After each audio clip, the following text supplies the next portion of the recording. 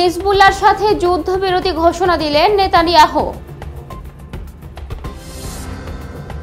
রাশিয়াকে মিসাইল দিতে অস্ত্র কারখানা সম্প্রসারণ করছে উত্তর কোরিয়া। জাপানের রকেট পরীক্ষা স্থলে ভয়াবহ আগুন।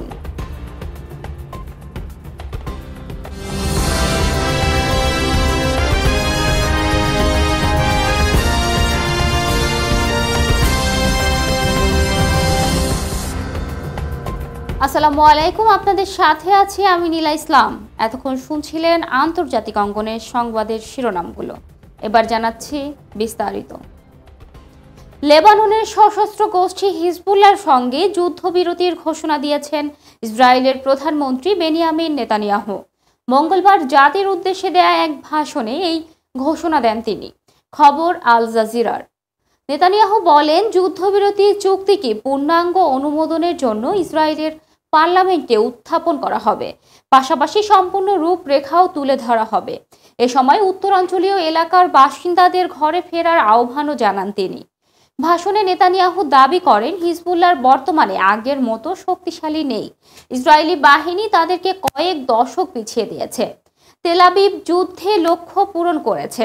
এ সময় চুক্তি অমান্য করলে কঠোর জবাব দেওয়ার হুঁশিয়ারি দেন তিনি। গত সোমবার যুদ্ধবিরতির নীতিগত অনুমোদন দেন নেতানিয়াহু। যুদ্ধবিরতি এই চুক্তিকে বাস্তবায়ন হলে দুপক্ষের মধ্যে এক বছরেরও বেশি সময় ধরে চলা সংঘাতের অবসান হবে। এদিকে রাশিয়াকে মিসাইল দিতে অস্ত্র কারখানা সম্প্রসারণ করেছে উত্তর কোরিয়া।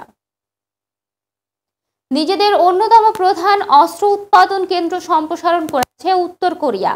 স্যাটেলাইট ইমেজ বিশ্লেষণ করে এমন দাবি করেছেন মার্কিন গবেষকরা। খবর বার্তা সংস্থা রয়টার্সের। মার্কিন গবেষকরা জানান, এই কারখানাতে তৈরিকৃত স্বল্প পাল্লার ক্ষেপণাস্ত্র ইউক্রেন যুদ্ধে ব্যবহার করেছে রাশিয়া। দেশটির পূর্ব উপকূলের হামহাং শহরে অবস্থিত মিসাইল উৎপাদন কেন্দ্রটি, যার নাম দ্য ফেব্রুয়ারি 11 প্ল্যান্ট। গবেষকরা আরও জানান, সলিড ফুয়েল চালিত আলোচিত ব্যালিস্টিক ক্ষেপণাস্ত্র ইয়াং 11 তৈরির জন্য পরিচিত কারখানাটি। যদিও ক্ষেপণাস্ত্র কারখানার সম্প্রসারণের বিষয়ে এখনো মুখ খোলেননি উত্তর কোরিয়া। অন্যদিকে জাপানে রকেট পরীক্ষা স্থলে ভয়াবহ আগুন।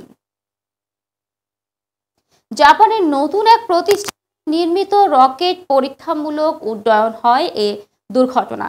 খবর বার্তা সংস্থা এপিএফপি। টোকিও থেকে এএফপি জানায়, জাপানের দক্ষিণে প্রত্যন্ত কাগোশিমা অঞ্চলে এই ঘটনায় হতাহতের কোনো খবর পাওয়া যায়নি।